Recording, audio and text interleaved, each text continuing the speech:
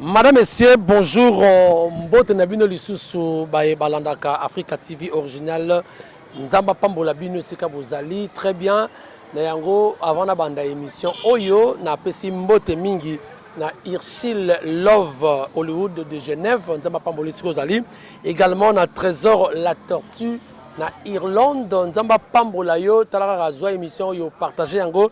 Également la pesi na Blondie Beingo, hein, Blondie Beingo, maître staffer walobiso ndaku na opo na opesango kitoko, opesango luxe benga kaka Blondie Beingo, akoselo musala kitoko ainsi que Moïse Kouvanga, garçon sur mesure, Nzamba Pambola siko zali. Alors bandeko balandi na émission na bino tolobela mboka. Loboko mona naza benda libanda.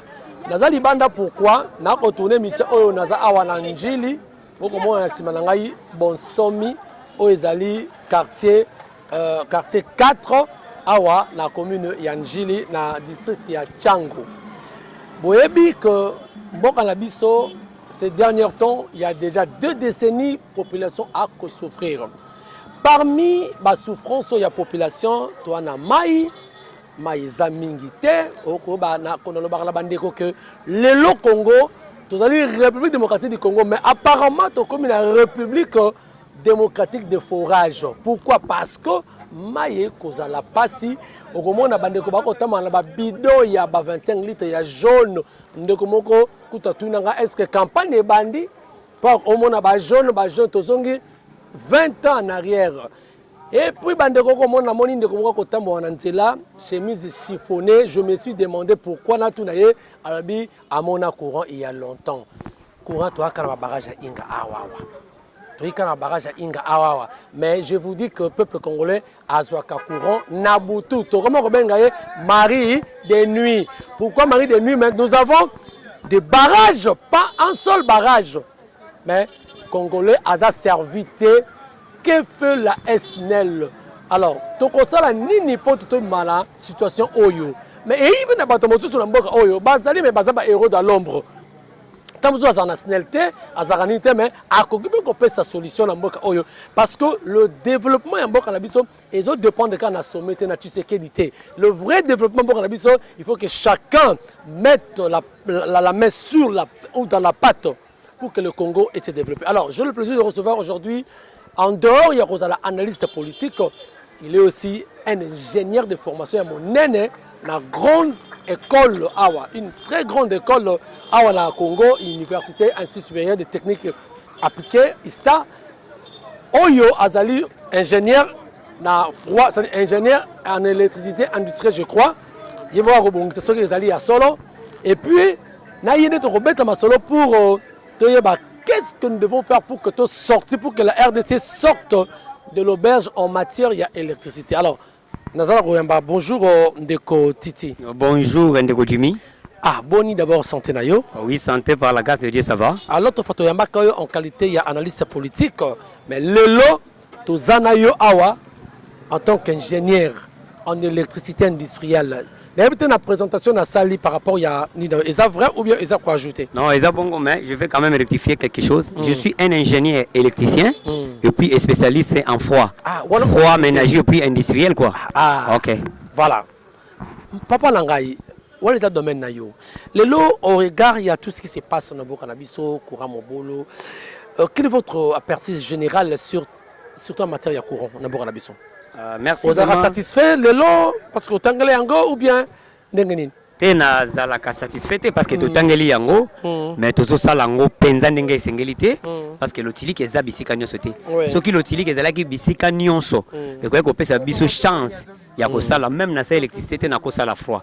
Soki courant ezali bisika nyonso Moutounou ça a makoki facilité à congélateur, frigo, climatiseur, split, ainsi de suite. À ce moment-là, bisopé misala et kozala ebele. Mais c'est que ça l'année pour que courant pèse là parce que dans YouTube quand on a introduction dans ngai, ba barrage ezali ebele sur aucun na matadi wana komona na pont Maréchal ba barrage inga, aucun ba zongo ezali. Mais qu'est-ce qui fait que congolais a de la servité en bonne et due forme pour na marba courant? Qu'est-ce qui Vraiment c'est une très bonne question. Je vais aussi vous répondre. Problème ezali moko d'abord. Problème liboso ezali nini? Ezali que pour Nambas Batouba Saïla au Mosala au Sengeli. bato basengeli baselo musala oyo esengeli faut d'abord bayeba musala wana c'est-à-dire bozwa bato par complaisance te bozwa bato na bakoteri. Parfois vous accusez le gouvernement évidemment évidemment mona un agronome yo tie na mambo etali kura azo ba te na kobandela wapi na kosukisa wapi bopesa bandeko oyo bayebi musala na bango bokozwa résultat ya solo. Pourquoi je dis ça? Soko tali na domaine ya courant l'électricité tous au moins na 4 grandes étapes de l'électricité. Mais étape ya suka yangonde SNEL a préféré. Or les étapes moko c'est minimisable. Il y a mon akango les étapes malunga. Qu'est-ce que je veux dire par là? C'est-à-dire na courant tous en la première phase, tous en la production. À peine même au Tolo Bango nous avons des barrages. Donc c'est-à-dire la production est là. Tous en la poste il y a production, mais après la production, les secondes étapes c'est le transport. Et comme ici, il y a ok. Ça pose un problème. Nous avons la production et en second lieu, nous avons le transport. Après le transport, c'est la distribution maintenant qui intervient.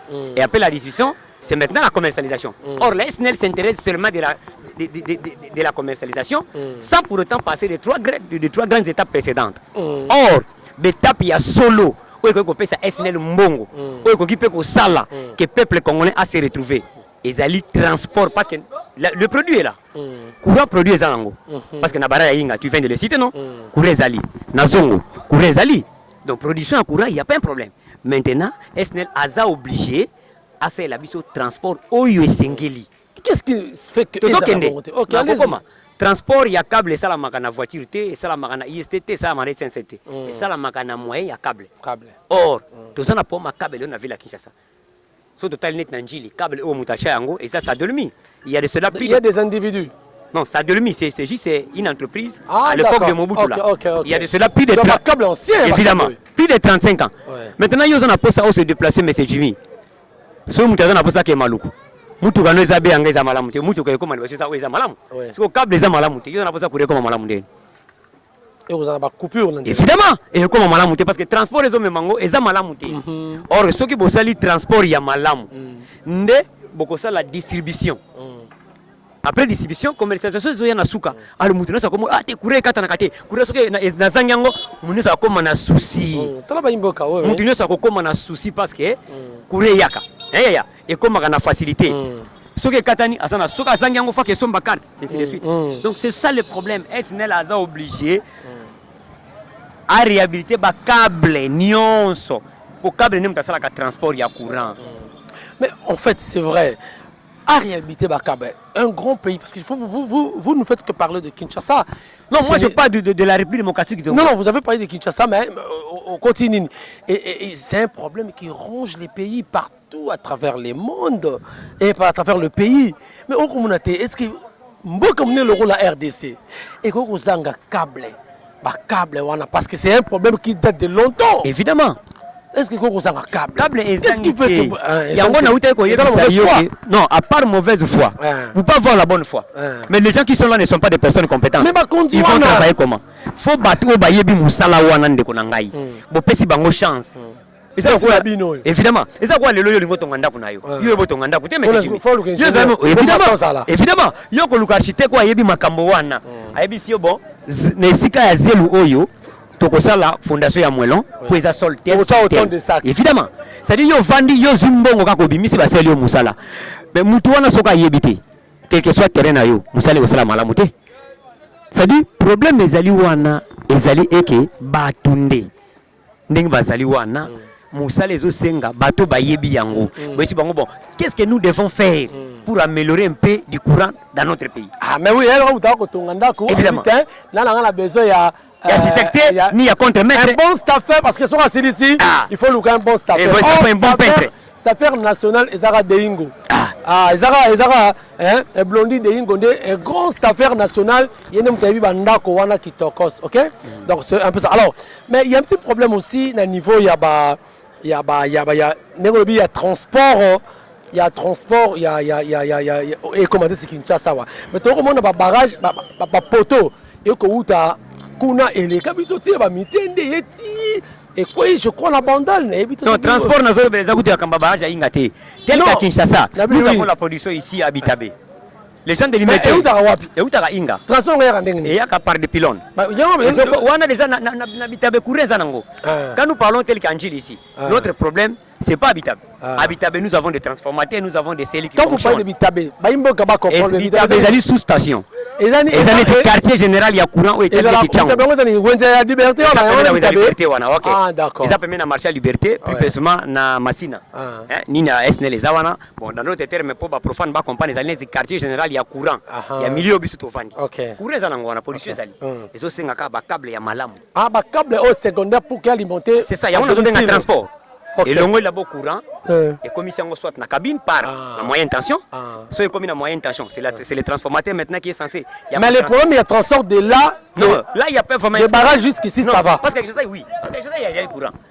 Nous avons tel que Liminga ici à Kingaboa. C'est aussi un quartier général il y a courant. Tel que 12e rue, Funa.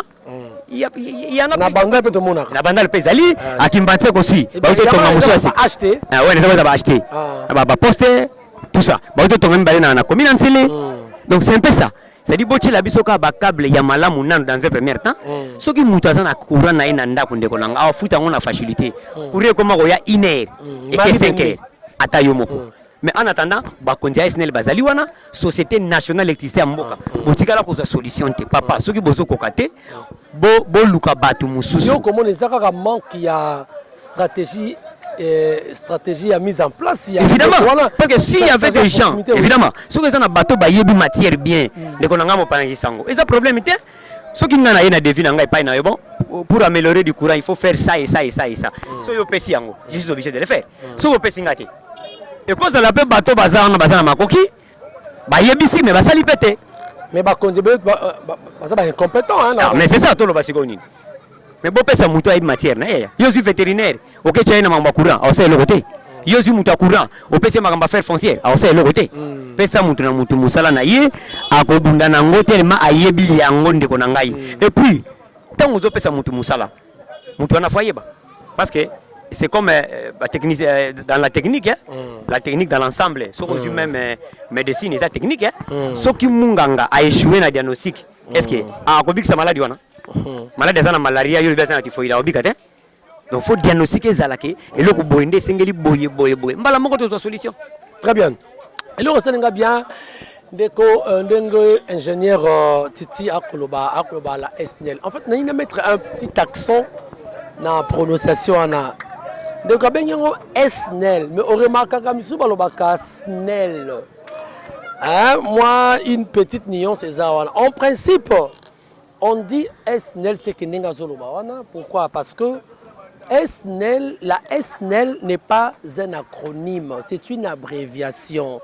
Ok. Régie des eaux et de la régie des eaux. Mais la SNL, on dit la SNL. Peut-être que pas pour moi, mais je vais vous donner des explications.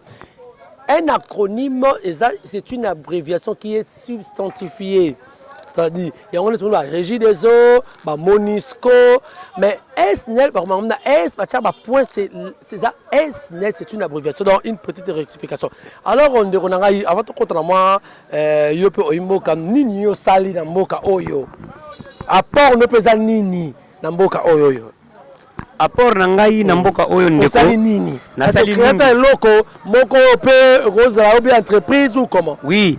Na sali na numinga vana comme en entreprise nanga propre. Ça pas entreprise? Non, na sali c'est une entreprise nanga. To kolobela yango alors yo bana nous. Ko sala mingi ezaka kate fo sala na entreprise.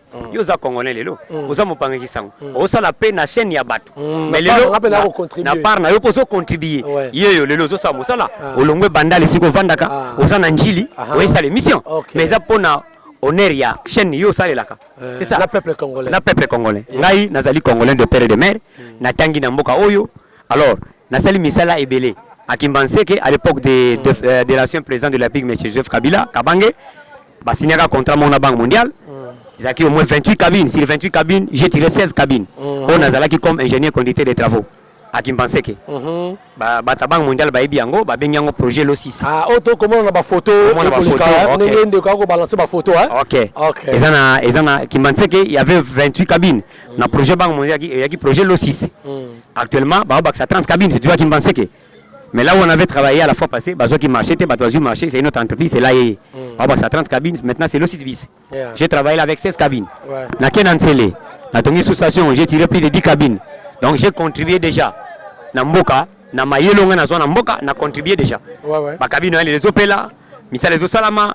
Bana kimbateka benga ngo lufu ba miso benga ngo fibo donc bazo réjouir nango butupe moi ils a parmi naza parmi ingénieur au basala musala mais sur 28 cabines j'ai tiré déjà 16 et câble ya moyenne tension au bino cabine on a dit oh ba courant to ko benga ba courant ya prépaiement OK parce que prépayé qui gère ça non c'est toujours la SNEL ça la SNEL et ça ka financement moi ya Banque mondiale à mon akiki. Mais c'est une bonne idée pour nous en tant qu'expert en matière. Non, ok, tu as carte prépayée, tu as Mobutu, donc on a travaillé, j'ai beaucoup travaillé. Mais par après, tout ça qui chance à ça, on a travaillé avec nos frères congolais. Vous savez, nous sommes congolais, mais avec nos frères congolais. Mité Mabemingi, Yazomaka Mbongo Yazwa, on préfère qu'il y ait un chômeur. Et je me suis dit à moi-même, qu'est-ce qui me manque pour notre entreprise? Je me suis décidé. Na koti na une entreprise nanga propre lelo. Comment on dit? Combo nango ezali en sigle, c'est CEFI Construction. CEFI Construction, yeah. Ah OK, donc CEFI signifie centre. Non. Nino. Climatisation. Climatisation. Électricité. Yeah. Et froid industriel. Parce que ce sont deux domaines que je maîtrise mieux. L'électricité ainsi que le froid. Chambre froide, chambre froide, morgue. Donc c'est un peu ça. Ah bon? Parce que j'ai bien précisé que froid industriel. Donc c'est un peu ça. Au Sali Diami Koloboni, l'entreprise a déjà combien de temps? L'entreprise Nanga Lelo, ils ont déjà 3 ans et quelques mois. 3 ans et quelques. Vous avez tous les documents avec l'État? J'ai tous les documents avec l'État. J'ai double certificat d'agrément, c'est-à-dire j'ai le certificat d'agrément. Il y a le ministère, il y a UTPR pour adhérer dans le domaine, il y a la construction. Nazana arrêté ministériel. Il y a le ministère a reçu de l'électricité. Il y a Pessinga Makoki, il y a courant na Congo Mobimba. Donc il y a une identification nationale. Il y a CENI. Il y a CENI. Il y a CENI. Objectif à CENI, ils étaient dans cette entreprise Nangai avant. C'était en 2018. Mais par après, Nayoki ke Bokonyambo katanga sali discours na yé. Alobi ete aye ko sala ba congolais ba millionnaire, c'est-à-dire a kabela ba congolais mbongo te. Mais ba congolais baza na mayele na bango. Voilà, mettre intelligence no. OK. Yango na compagnie ke lokwa na sala ka entreprise na ngai. Naza na sika ko bimate ko kota te. Nde na travers na yo. Bopesa ngo mokonyambo ka ko kotala ngai. Pe ba biso ba yebinga te ba ko mona ngai. Na me mama na makambwana nyonso na yeba ndenge to ko kende. Donc c'est un peu ça. Ouais, donc entreprise on peut jouer. Pona ko sunga Congo, mboka nanga. Ok, donc voilà, on nous fait signe que tu es vraiment dans souka. Alors, bêtement, tu as fait ton sur la ligne Nayona pour le siège Nayo, le Nino Lingi pour la Seni Nayo. La carte préparée, on a avantage dans les années. Bon, carte préparée, nous avons autres organismes à Yaboui. Tout le monde est très important parce que les Cambouana, ils appellent Motuna et des Ranjaka Congolais belé. Mais en réalité, quand tu as le courant préparé, ils appellent ça ma bête. Moni SNL jusque-là, à sa sériété. On se comprend? Oui. SNL à sa sériété. Par contre, on sériété. Au comment on a pèse moutou couranté. Mais moutou a souka sans a foutu mbo. Voilà. Non, quelque part, c'est pas. Et puis cher, 40 000 inconcevable. Courant à Marie de. Or, na courant prépayé. Qui a géré courant na yemoko. Dans ce cas, c'est conscient que j'ai consommé des kilowattheures que j'avais. Je suis obligé maintenant d'aller acheter. C'est normal. Au Comona, vous êtes dans une même parcelle, vous avez 8 portes. Avec les compteurs prépayés, vous aurez 8 ménages, 8 compteurs. Chacun de vous est censé de gérer son courant. Tel que mon frère Jonathan, au moment où nous sommes en train de parler, notre journaliste, notre caméra, pardon, à ça célibataire. Mais où ils ont peut-être 5 portes. Les restes sont des mariés. Ils sont peut-être le matin pour revenir qu'à 23h. Mais c'est du parti. Voilà, c'est le problème. Donc, très bien. Merci. Je crois qu'on aura beaucoup à parler. Faute de temps, parce qu'on nous fait signe déjà qu'on a Masolo. Alors, merci. Tokomo Nasuka, Torozo, prochainement. Nini Asuka, Oroloba, Baimboka. Tozo Nasuka. Alors, Sefi Sikoyo, Yebisabiso, projet nous a ce qu'on est pour la Sefi. Je vais répondre. C'est-à-dire que moi, mon problème est que Naza Congolais. Naza na posande, Baïa. Bazoyo kangai to sana posa ba marché où l'état zo pesa bato so ko pesa biso pe yango o biso to yebi est-ce que ba pesi pe marché parce que ba kolanda o la crédible parce que to mona ba senga boye akoya boye ba pesi la razuka mi pliko mbongo et que musala ezalité adresse ezalité, c'est ça le problème. Pe motuna yo tuni eza motuna important mais bato nyonso bakokanaka te. Biso tozali ba jeune lobby ne totala lobby. Soki na bandi entreprise na ngai lelo na bandi kozwa marché après 20 ans na kozala nani. Ata so nazo gagner muke mais après 15 ans soki entreprise na ngai eza na ba marché régulièrement. Nakoma pe na mbongo ebele mais ekozala tine kozala nini nazuka marché moko na baby simba moko nyonso na fonctionnaire réputation na ngana osela soko zo marché te ekozala penza na tina te. OK, ba konzambo kaso ba kolanda yo balingi siko bazwa adresse na yo baza coordonner peut-être ba ko kozala pe na poste ya expertise na yo oya bo collaborer soit bozwa partenariat na sefi na yo nini ko koloba. Bon, actuellement na zana njili bureau eza na njili na quartier 4 kulungongo numéro 21 référence eza facile couloir à Zénith pona okende bonsomi grande couloir ezo kenda bonsomi kulungongo 21 mais peut-être dans un mois na ko installer na ko pesa bango adresse à sika oyo ekozana limité mais momentanément na zana na kuna ba osana ba travaux dès que ba travaux ko si là na bi ketan ko ya na émission prochaine tozana na possibilité de pesa bango adresse à limité et sika siège ya mais une adresse électronique quand même mon numéro de téléphone parce que ba ko rejoindre yo plus facilement parce que donc, à ce qui concerne mes numéros pour na kokuta na ngana entreprise, naza na 081 plus 243 81 078 65 76. Et puis autre numéro ya WhatsApp yali plus 243 85 00 64 733. Voilà nde ma numéro na ngai. Obo ko zolanga facile to meka ko solo là pour na pour entreprise. Très bien, bon courage na Moussana, vraiment Nzamba Pambola, je crois que ça va aller parce que Mbelano Bandek Bayo Kiango, OK? Merci beaucoup. Merci, nous sommes arrivés à la fin. Merci na Jonathan Kiakou qui te bénisse. Merci na Bandeko Nyonso Bolandi Biso vraiment à travers Africa TV officiel Nzamba Pambo Labino. Merci na Hirschil Love Hollywood de Genève. Merci na Trésor La Tortue na Irlande. Nzamba Pambolo, merci Blondie Deingo, maître staffer, ainsi que Moïse Kouvanga, Moïse Kouvanga, mesure na Paris, hein, sur mesure plutôt, na Kata Panama. Merci na maman Priska, maman Likilemba, merci également na Babengi Charline Denga, PC Loco, Ozwa El Loco, so PC Loco, Ozwi El Loco, n'est-ce pas Jonathan Kiakou? Merci beaucoup. Ceux qui nous ont été tournés prochainement, on a évité ceux qui ne connaissent pas que ça. Ah oui, peut s'embêter rapidement. Je salue plus particulièrement Maman Salango à Paris, tel que lycée qui n'a pas dit. Mais hier, ça m'a pas s'abonner ma casse. Partager image. Partager image. Oh, ils ont monté Nabino Titi Densundi. Oh, Bobenga Mingi na Kombo ya Titi Densundi. Boyebi ba Kombo Mboka Bino ne Boyebi. La Distone, El Kombo, lycée qui n'a pas dit. Et puis na Lyon. Je salue en passant mon grand frère propre, Bilino Mokonzi, autrement appelé Évangéliste Brino, et puis Roger Mayassi, Julien Mbala, mon grand frère Mabélé na Paris, mon père Thierry Maolo na Belgique, Bino Soana, na pesi Bino Mbote Bo s'abonner massivement, et vous allez bien pour nous élever de Bonabino. Très bien, merci. Ceux qui ont besoin de te prochainement pour un autre numéro, toujours à nulle part ailleurs, na Africa TV original avec Jonathan Kiako. Au Coca.